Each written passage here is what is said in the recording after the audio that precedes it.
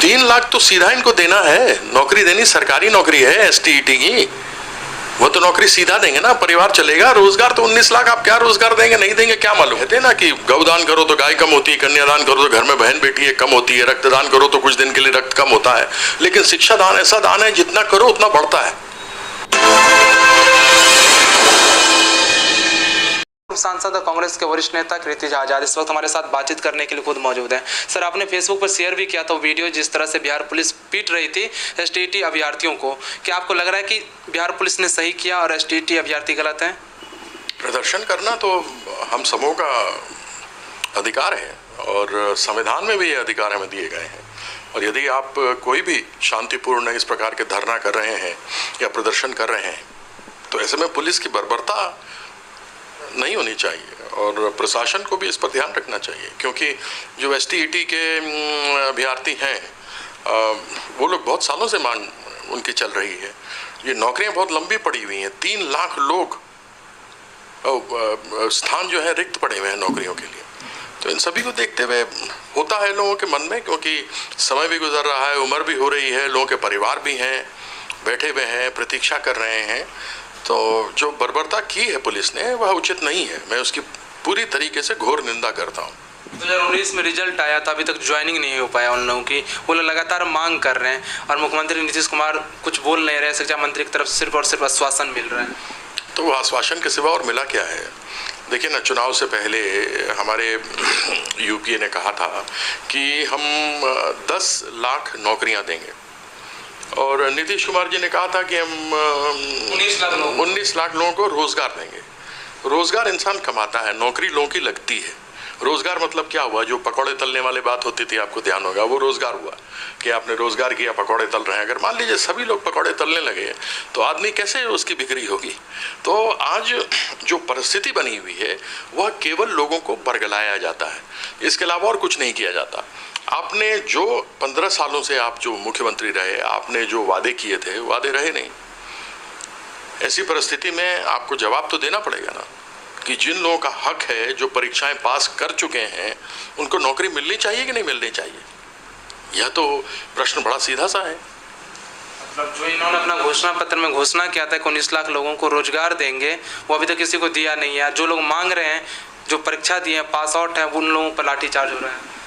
19 लाख तो इन्होंने ऐसे ही बोल दिया, 3 लाख तो सीधा इनको देना है, नौकरी देनी, सरकारी नौकरी है एसटीईटी की, वो तो नौकरी सीधा देंगे ना, परिवार चलेगा। रोजगार तो 19 लाख आप क्या रोजगार देंगे, नहीं देंगे क्या मालूम। कोई पकौड़ा तलेगा, कोई चाय बनाएगा, कोई बिस्कुट खिलाएगा, कोई भुजा खिलाएगा, यही तो रोजगार हुआ। ये नौकरी नहीं होती है पक्की। जिस दिन आपका दुकान चल गया उस दिन आपने 50-100 रुपये कमा लिया तो घर में कुछ ले जाके अपने घर में परिवार के लोगों को खिला दिया। जिस दिन आपका रोजगार नहीं चला, भूखे मर गए। लेकिन यहाँ तो शिक्षकों का मामला है, एसटीईटी का मामला है।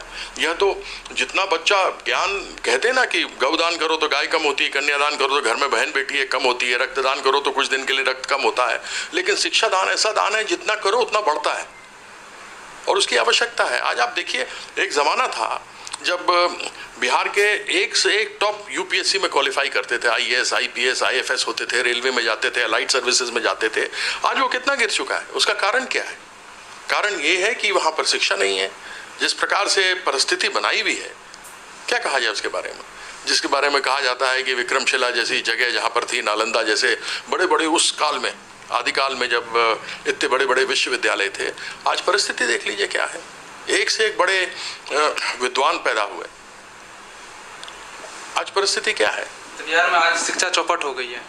शिक्षा भी चौपट है, स्वास्थ्य भी चौपट है। परिस्थिति जो चल रही है वह क्या कहा जाए, आपस में लड़ रहे हैं। बीजेपी वाले जदयू वालों को गाली दे रहे हैं, जदयू वाले बीजेपी वाले को गाली दे रहे हैं। कहीं भ्रष्टाचार की बात हो रही है, कहीं पर कह रहे हैं कि अफसरशाही चलती है, इसके अलावा और कुछ नहीं होता है। केवल एक बात कहूँगा, देखिए नीतीश जी के मैं बहुत सम्मान करता हूँ, विशेष करके 2005 से लेकर 2010 में जब वो पहली बार बने थे, तो ऐसा विकास जो उन्होंने किया, चाहे जैसे स्कूल बने, अस्पताल बने, सड़कें बनी, पुल बने, बहुत कुछ हुआ, लेकिन काम अधूरा रह गया। क्या रहा अधूरा? कि अस्पताल में डॉक्टर नहीं, नर्स नहीं, दवा नहीं, स्कूल के अंदर शिक्षक नहीं, अगर है भी तो एक है, वो भी क्या करता है, मध्याह्न भोजन बनाता है और उसमें दिखा देता है अटेंडेंस की 82 बच्चे आए, 82 में से 82 आ गए।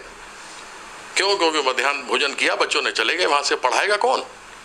एक एक कक्षा के अंदर 4-4 कक्षाएं चलती हैं एक कमरे के अंदर, तो कैसे चलेगा? तो ये हम सभी जानते हैं क्या परिस्थिति बनी हुई है।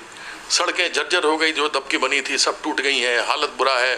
पीडब्ल्यूडी में कन्वर्ट कर दिया है, लेकिन सड़कों का पता ही नहीं लग रहा है कौन सी सड़कें पीडब्ल्यूडी में कन्वर्ट होकर बनी है। बनाते हैं, 1 इंच डालते हैं, करके भाग जाते हैं, किसी को पता ही नहीं लगता है।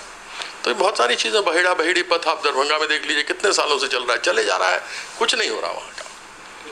पॉलिटिकल सवाल है आपसे कि जिस तरह से पिछले दिनों लोजपा में टूट हुई है, लोजपा प्रकरण आप अवगत ही होंगे उससे। एक गुट है चिराग पासवान का, एक गुट है पशुपति पारस का।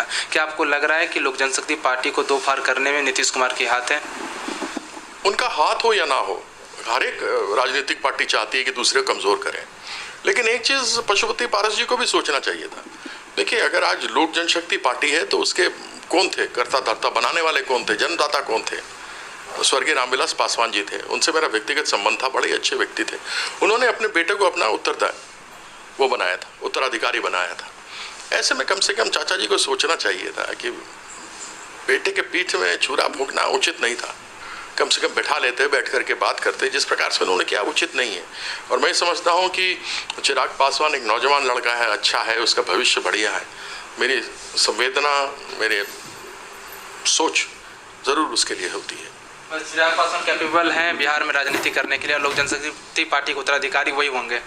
मुझे बताइए, जब नीतीश कुमार जी आए थे या जब हम लोग आए थे, जब पहली बार हमने राजनीति शुरू की थी या समझते थे, तो धीरे धीरे करके ही हम समझे ना, धीरे धीरे करके ही हम अपनी स्थापना को हमने बनाया ना। उसी प्रकार से चिराग भी आया, उसको देखे कितने अच्छे अच्छे मैं देखता था सोशल मीडिया पे या उनका कभी इंटरव्यू होता था तो बड़े ही समझदारी से बात करते थे, अभी भी करते हैं। तो ऐसी परिस्थिति में ये भविष्य है, इन लोगों को आगे आना है। देखिए, सबका समय होता है, एक समय के बाद जाना होता है, नए लोग आएंगे, ये तो स्वाभाविक है। पतझड़ में पत्ता पुराना जाएगा, नया पत्ता उगेगा, सामने आएगा, हरियाली लाएगा। उसी प्रकार से राजनीति में होता है। मतलब चाचा पशुपति पारस ने पीठ में छुरा भोंक दिया चिराग पासवान भतीजे पे, ये कहा जा सकता है। कम से कम बैठ सकते थे, बड़े थे, बुला लेते, बात कर लेते। क्या भतीजा नहीं जाता क्या? तो या मुझे बहुत दुख हुआ कि इस प्रकार से एक इतनी बढ़िया पार्टी जो सोशल जस्टिस के लिए काम किया करती थी, आज वो अपने जस्टिस के लिए एक दूसरे को नीचा दिखा रहे हैं।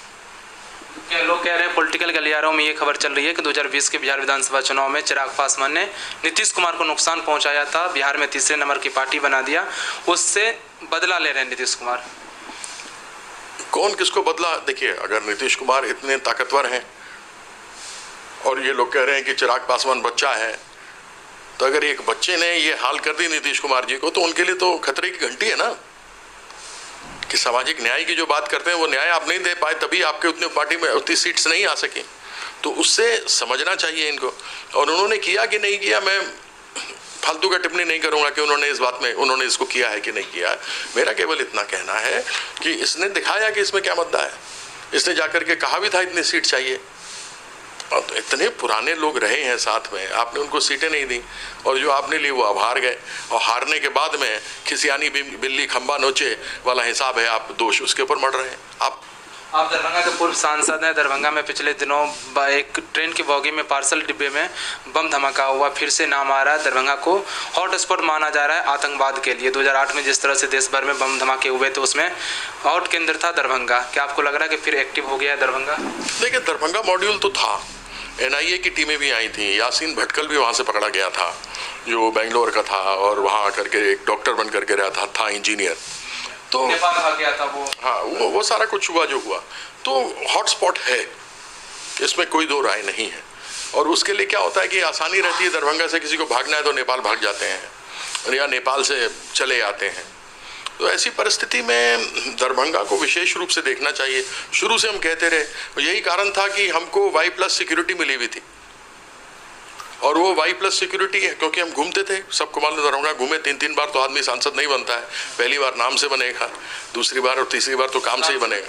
तो हमने काम किया था, तो हमारे लिए भी Y+ सिक्योरिटी हमको दी गई थी, इसीलिए दी गई थी। एक बार पुनः यह परिस्थिति जो है वो बड़ी गंभीर होती जा रही है, और ऐसी परिस्थिति में आवश्यक है कि तुरंत से तुरंत जांच होकर कार्रवाई हो, और जो मॉड्यूल इनके पीछे क्या क्या कौन से तार जुड़े हुए हैं उनको तुरंत पकड़ना चाहिए। और खेद की बात यह है कि खुफिया तंत्र को इस बात का पता न लग सका।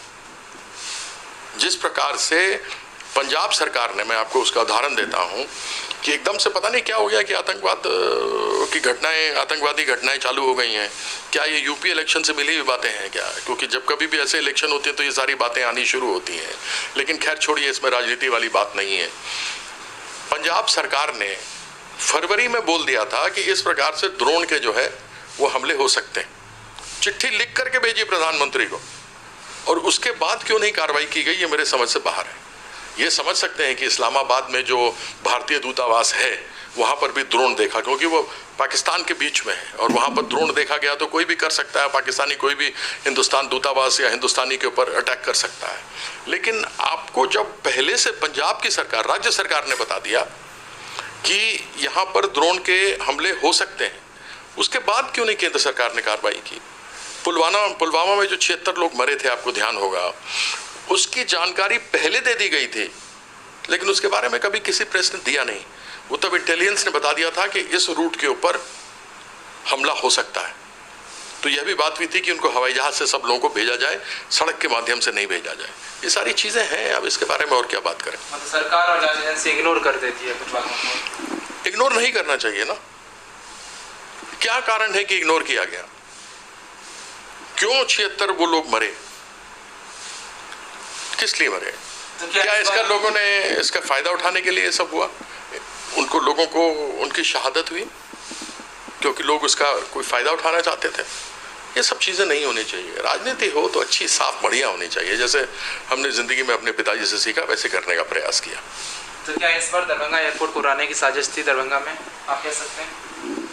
दरभंगा एयरपोर्ट में घुसना तो इतना आसान नहीं है, क्योंकि वहाँ एयरफोर्स है, पुलिस है, सब कुछ है। बिना टिकट के आप जा नहीं सकते, सारा सिक्योरिटी चेक होता है, उसके बाद ही आ सकते हैं। क्योंकि आप जानते हैं कि एयरफोर्स का बेस जो है वह, उसकी सुरक्षा पूरी, वहाँ पर एयरफोर्स की भी सुरक्षा तंत्र लगा होता है गेट पर, वहाँ पर बिहार पुलिस के भी लगे होते हैं, सब कोई। लेकिन ये ज़रूर है कि सामान जब गेट से अंदर जाता है उसी समय उसका वहाँ पर सामान चेकिंग हो जाना चाहिए, क्योंकि टर्मिनल लोग ले जाकर सामान लेके जाते हैं, और वहाँ पर भी हैंड बैग ही चेक होता है।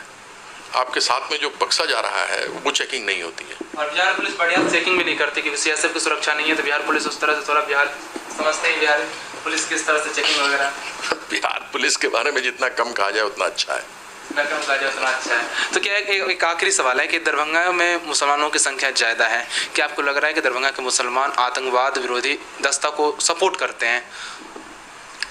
मुझे नहीं लगता कि कोई भी मुसलमान अपने देश के साथ गद्दारी कर सकता है।